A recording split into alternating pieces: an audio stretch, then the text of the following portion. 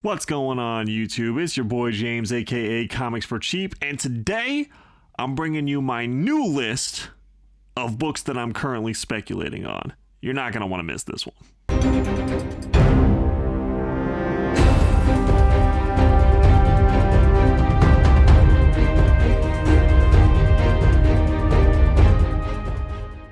That's right, everybody. Today I'm doing another speculation video, just some stuff that I am currently looking for, mostly at shows. I'm going to a few shows in the upcoming weeks, kind of 3 weekends in a row.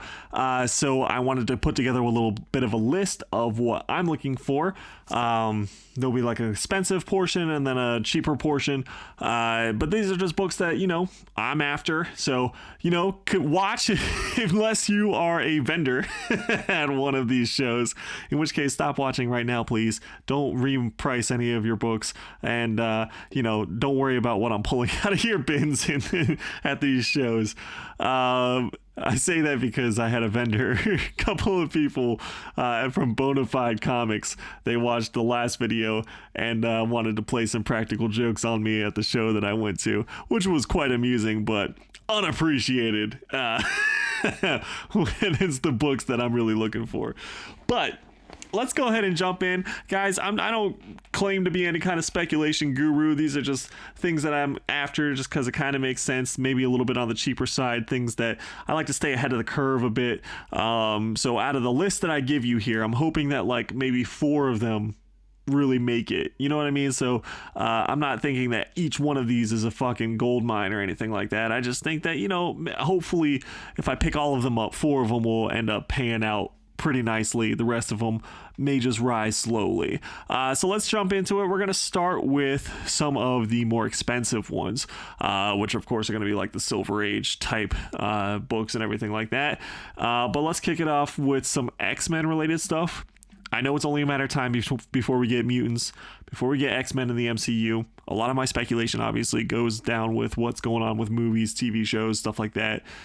So X-Men, I'm thinking that's really going to be the get for the long term if you're doing some long-term speculation, trying to buy cheap now. Even though they are a little bit pricier still. My first one is going to be Fantastic Four number 28.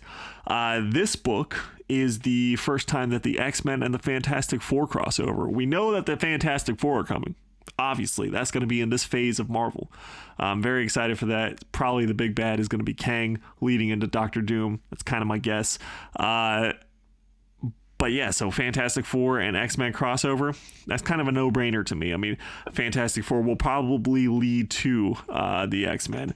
And then for that same reason, I have X-Men number 9 on my speculation list, because that's the first time that the Avengers and the X-Men crossover. Same kind of thing. So whatever team that we have, it's the first crossover. It's a Silver Age book. Both of those definitely on my list to get.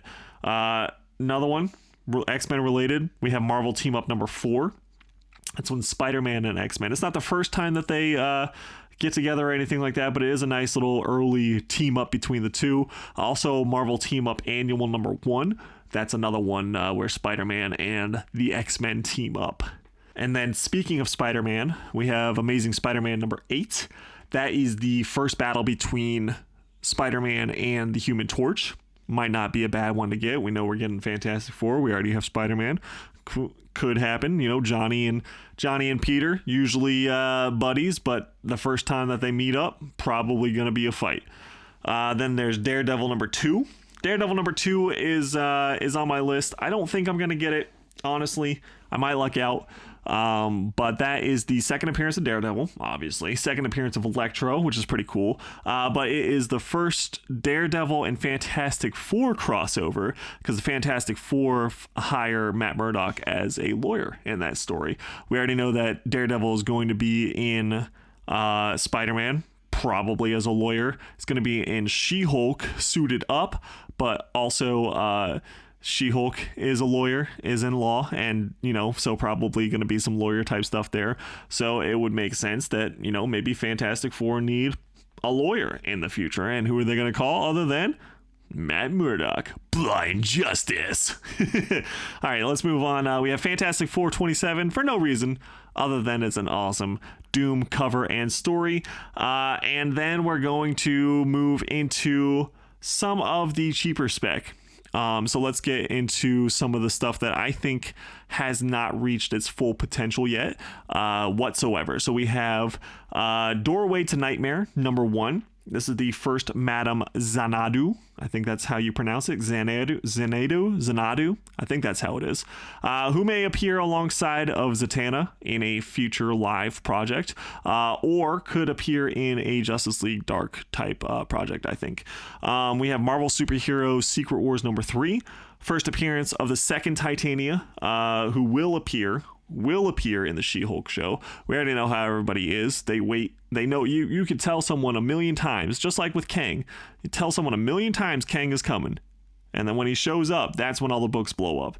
So I don't think that Secret Wars #3 has reached its full potential yet because of that reason. People are just stupid. I don't understand. Like I've told people a million times Abomination was coming. It's confirmed Abomination is coming. Everyone knew, and then you see him in a trailer and that book explodes. And it's like, hello, come on, you couldn't get more of a warning. It's had 6-7 months. Then we have Fantastic Four #33. This is the first Atuma, who is rumored to be the villain for Black Panther 2. That one, I don't know how I feel about that one. It could go, it could not go. That's kind of near the bottom of my speculation priority list, I guess. Moving on, we have Power Man #48. This is the first team up between Power Man and Iron Fist. There's rumors circulating that there is going to be a recasting of both those characters for a future Heroes for Hire project. Another one that's, whatever, it could happen, could not happen, and it's kind of low on the priority list. But you could definitely pick it up for cheap. We have Amazing Spider-Man 263, first Normie. I think Normie is going to be who Dylan Brock fights in the upcoming new Venom series. Could have a bigger role to play, and for that reason, he's on there. You can still find him probably in the $1, $2, $3 bins with Spider-Man.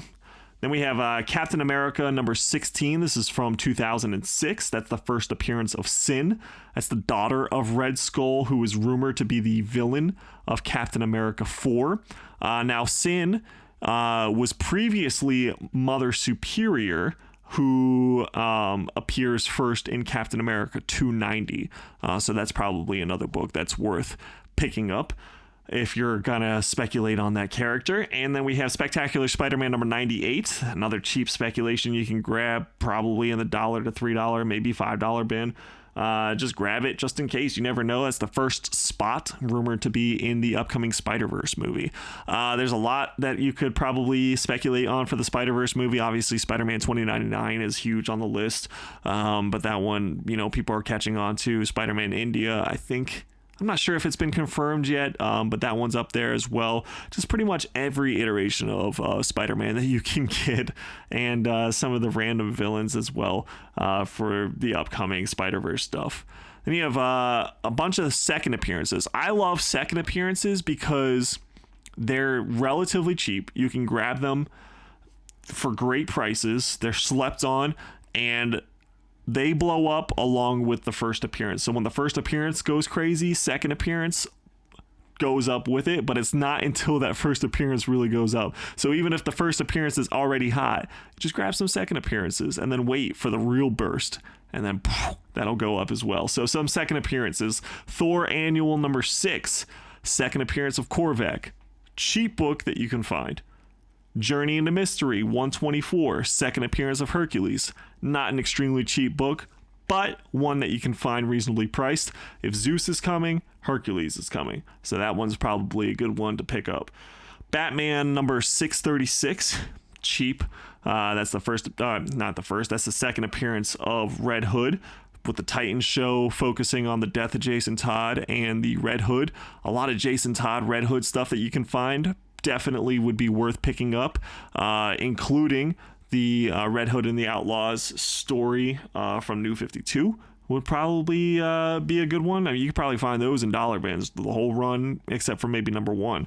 It's a good story. It's decent, and with that stuff coming, you should read a little bit to kind of understand what's going on in the show.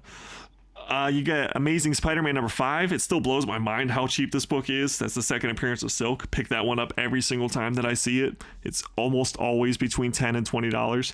That's going to change, guys, so be sure to grab your copies and hold on to them. Hulk Annual number 5, second appearance of Groot, also one that you can find between $50 and $100. First appearance of Groot is wildly rare and extremely expensive, so it blows my mind how cheap that book is, but that's a no-brainer to grab that one. Then you got Marvel 2-in-1 number 29. That's the second appearance of Spider-Woman, Jessica Drew. That's the Spider-Woman we're most likely to get. Amazing Spider-Man number 51. Another one that it's like, oh my gosh. I mean, the first appearance of Kingpin, ASM 50. Obviously, classic cover, first appearance of Kingpin. Wildly expensive. 51, though? I usually find it under $100, no problem. I was finding them for $50 all day, so I know it's creeped up a little bit, but it's still wildly disproportionately cheap. Tales of Suspense number 60. This one isn't a cheap one, but it is the second appearance of Hawkeye, a lot cheaper than the first appearance of Hawkeye. Power Man Iron Fist number 66. A lot of people don't know that's the second appearance of Sabretooth. Grab that one. You will find that one in $5 bins all day. Then you have Avengers 54, second appearance of Dane Whitman as Black Knight. That's a good one to pick up. I think that one is, again, it's Silver Age, so it's not really cheap, but cheaper than what's going on 47-48 right now. Then you have, let's get out of the second appearances, right?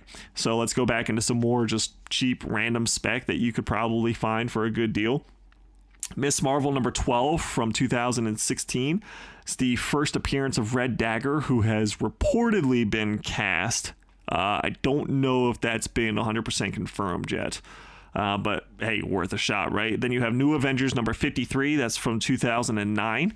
That's where Brother Voodoo becomes the Sorcerer Supreme. That's a great spec right now. Tales, Strange Tales 169, 170, going wild, doing crazy numbers. Hey, New Avengers 53, find that in the $1 to $5 bin all day long. Ironheart number 1, the 2018 first solo series featuring Riri. It's also the first mention of the Ten Rings terrorist organization for the Shang-Chi movie that's coming out. Might not be a bad pickup. Amazing Spider-Man number 9 from 2015. That is the second appearance of Spider-Gwen. It's also, I think, where Spider-Gwen, Silk, and Spider-Woman are all kind of in the same... they're in the same story. I don't know if they interact or anything, but they're definitely all together. They meet, at least. It also has a 1 in 25 variant, so keep an eye out for that one too. Totally Awesome Hulk number 1 is a great one to pick up. That's the first Amadeus Cho as Hulk. Amazing Fantasy 15, the second series, obviously, is a book that is just on fire, and I think dealers have started just kind of hiding them. They're not really selling them at the shows anymore. So Totally Awesome Hulk number 1, can't go wrong with that pickup. And last but not least, a little bit of speculation on Angela in the Marvel Universe. So obviously Spawn 9 for the Image Comics, not in Marvel, appearance of Angela, but in Marvel, you have Guardians of the Galaxy number 5 from 2013.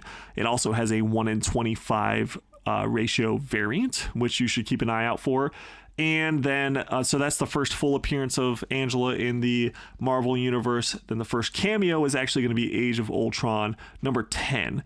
So keep an eye out for that one as well. And guys, that does it. That's what I'm looking for at the next few shows. I'll have my list with me as I go. Again, hopefully none of the vendors watch this and play funny little pranks on me again at the show. Thank you guys so much for watching. What are you speculating on? Please add to my list in the comments down below. Hit that like button, subscribe, all that usual nonsense. And as always, stay villainous.